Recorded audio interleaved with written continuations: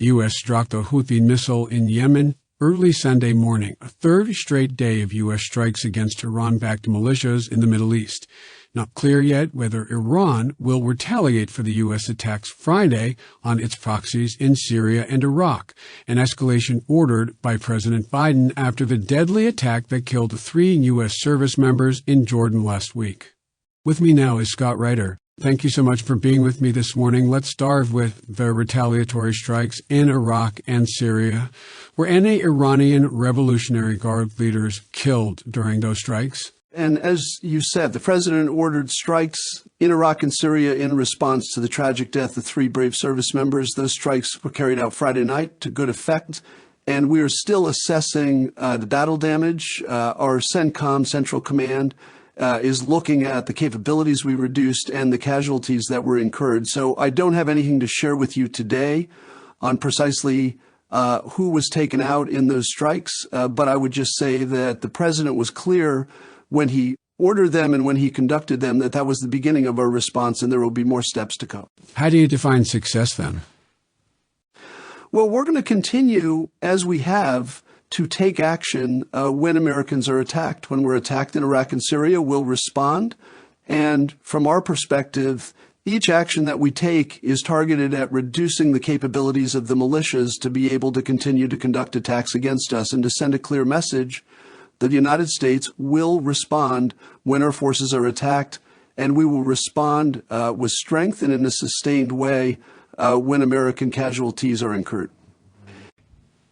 Okay, I hear what you're saying about the goals, but is there anything more you can tell the American people who are looking to the administration to not just avenge the death of 3 soldiers, but also concerned about the region in general, about whether or not what happened was successful and how it was successful? Who got hit? Who got killed?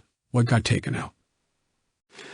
Well, first of all, Dana, the president has approached this with a straightforward principle, which is that the United States will step up and respond when our forces are attacked. And the United States also is not looking for a wider war in the Middle East. We are not looking to take the United States to war.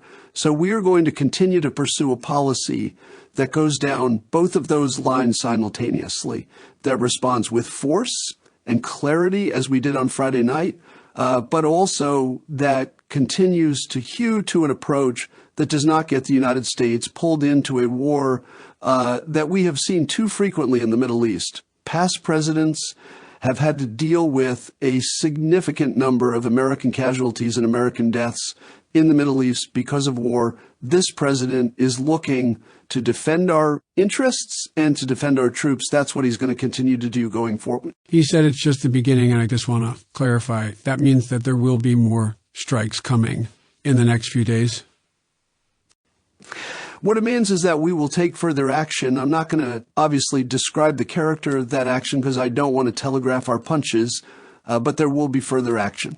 Inside Iran, would you rule that out at this point? Look, sitting on a national TV program, I'm not going to rule in and rule out any activity anywhere. What I am going to say is that the president will do what he thinks needs to be done, and again, reinforce the point that he's going to defend our forces, and also that he is not looking to get into a war. Well, he is not, but how worried are you that Iranian-backed forces may retaliate again against U.S. forces? And if that happens, what would the consequences be? That's a risk. That's always a risk, and we have seen that in the past. We've seen that in this administration. We've seen that in the previous administration where the U.S. has taken action and the militia groups have responded. So we are prepared for those contingencies, and the president's basic principle, as I've said now a few times on this program, remains consistent, which is if we see more attacks, you'll see more responses. On that, the criticism that we're hearing more and more from mostly Republicans is that this never should have gotten to this place in the first place, because there have been more than 150 attacks on U.S. troops since October 7th. And what they say is that the U.S., the Biden administration, should have retaliated sooner before U.S. service members were killed. Do they have a point? Well, First of all, Dana, as you know very well, we have responded multiple times before the tragic events of a few days ago. We have struck targets in both Iraq and Syria. We have gone against IRGC and militia-linked facilities in both Iraq and Syria. We have taken out a militia leader in Iraq. So the notion that we have not responded is just incorrect. The second point I would make is that I didn't hear these same voices, which to me sound mostly like political voices, saying that when American service members were tragically killed by these same militias in the previous administration. This is a challenging, difficult issue. It has been from every president over the past 20 years, and every president has sought to defend American forces. This president is doing so with the advice of his military commanders, and he has ordered multiple rounds of military action in response to attacks by these militia groups. Jake, you've said now a couple of times on the show, and you've said it many times before, that the administration is trying to prevent this from spreading into a regional conflict. But if we take a step back, just yesterday, the U.S. and U.K.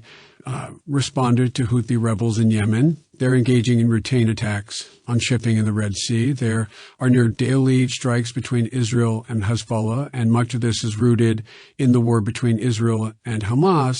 My colleague Peter Bergen smartly pointed out that this conflict involves 10 countries, at least 4 major terrorist groups. So is this already a regional conflict? Well, Dana, what I would say is that these are distinct but related challenges. For example, what's happening in the Red Sea is obviously, to a certain extent, triggered by what's happening in Gaza, but it's not the same thing.